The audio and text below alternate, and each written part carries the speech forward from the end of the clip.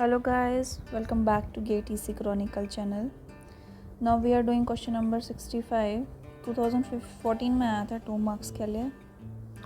इसमें आपको एक ट्रांजिस्टर दे रखा है, एक 10 वोल्ट की सप्लाई है, एक RC दे रखा है,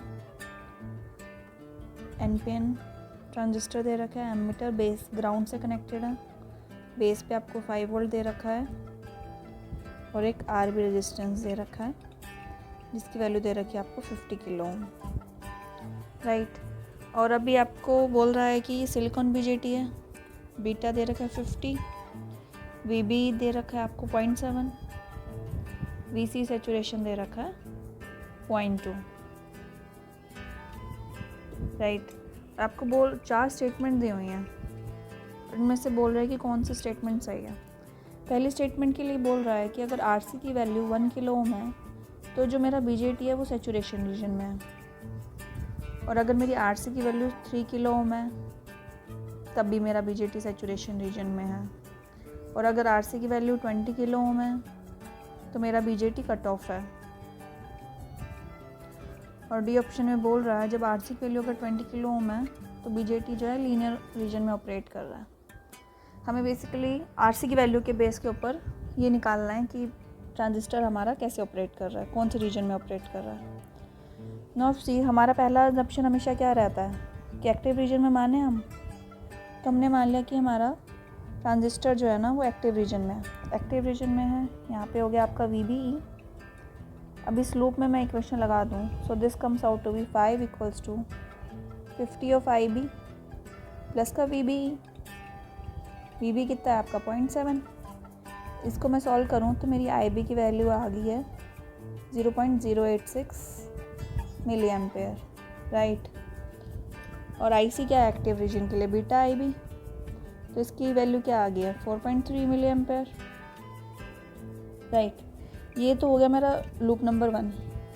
अब आप इस लूप में देखो, ये क्या है 10 equals to IC/RC plus VC. अब IC मेरे पास है, RC की वैल्यू मैं ऑप्शन से चेक कर सकती हूँ, और VC निकालूँ. मेरा VC क्या आया 10 माइनस IC/RC, राइट. अब आप ऑप्शन नंबर A के लिए देखो, RC है 1 तो VC क्या हो गया आपका 10 माइनस 4.3 दैट इज़ 5.7. बट ये क्या है, VC सैचुरेशन से बड़ा है.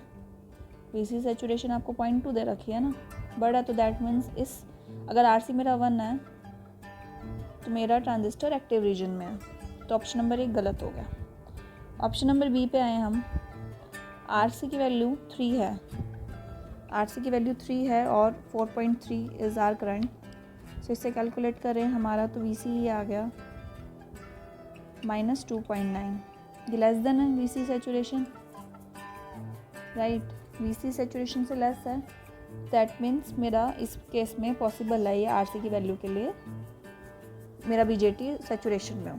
अब इसको मैं क्रॉस वेरीफाई कैसे करूँगी, RC की वैल्यू मैंने यहाँ से कैलकुलेट कर लिया है, ठीक है. मेरे को IC इसके लिए दोबारा निकालना पड़ेगा. इसके लिए आपको ये दोबारा चेकिंग भी करनी पड़ेगी. IC इसका डिफरेंट निकलेगा ना, you can't use beta IB वाला सैचुरेशन में है तो हम लूप 2 का यूज़ करेंगे. VC सैचुरेशन कितना होता है 0.2, राइट. तो IC कितना आ गया आपका, RC की वैल्यू हमने 3 लिया, so 10 minus 0.2 divided by 3 that is 3.26 milliampere. अभी है IC सैचुरेशन, ठीक है. IB मिनिमम क्या रहेगा मेरा, जनरल जो हम लेते हैं, IB minimum equals to IC saturation divided by beta, so 3.26 divided by 50 it comes out to be 0.065, right. So IB minimum is less than IB, that means मेरा ट्रांजिस्टर किस में है, सैचुरेशन में है. सो RC किस वैल्यू के लिए मेरा सैचुरेशन सेटिस्फाई कर रहा है. आपको यहाँ से निकालने के बाद की सैचुरेशन में आपको ये क्रॉस वेरीफाई करना पड़ेगा कि IB मिनिमम मेरा कम आ रहा है. अगर आप इसको क्रॉस वेरीफाई नहीं करोगे तो गलत हो सकता है, ठीक है. ऑप्शन B आ रहा है हमारे को. सो व्हाट वी डिड, हमने एक्टिव माना लूप में निकाल के आई भी निकाला हमने, और इस लूप से भी हमने आई सी निकाला और वी सी निकाला। आर सी की वैल्यू पुट करके हमने डिफरेंट वी सी निकाले।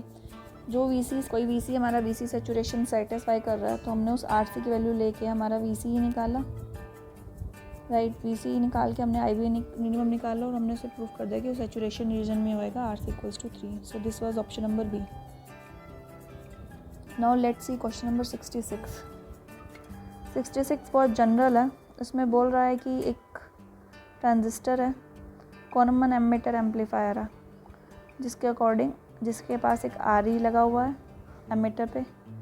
कुछ ये हमने जनरल स्ट्रक्चर बना लिया, ठीक है। अब ये बोल रहा है जब ये आर ई को बाईपास नहीं किया हमने तो वोल्टेज गेन और इनपुट रेजिस्टेंस पे क्या फ़र्क पड़ेगा। इसको बाईपास कैसे हम करते हैं, इसके पैरेलल में एक कैपेसिटर लगा देते हैं तो इससे क्या हो जाता है, ये रेजिस्टेंस बाईपास हो जाता है। इससे क्या होता है, लेकिन अगर बाईपास होता है तो वी इंक्रीज़ हो जाता है और आर एन डिक्रीज़ हो जाता है, ठीक है। अब ये बोल रहा है कि अगर आर ई हमने नहीं बाईपास किया, इसको यूज़ नहीं किया तो क्या होएगा, वोल्टेज गेन हमारा डिक्रीज़ हो जाएगा, आर एन भी इंक्रीज़ हो जाएगा हमारा और आर नॉट भी इंक्रीज़ हो जाएगा, ठीक है।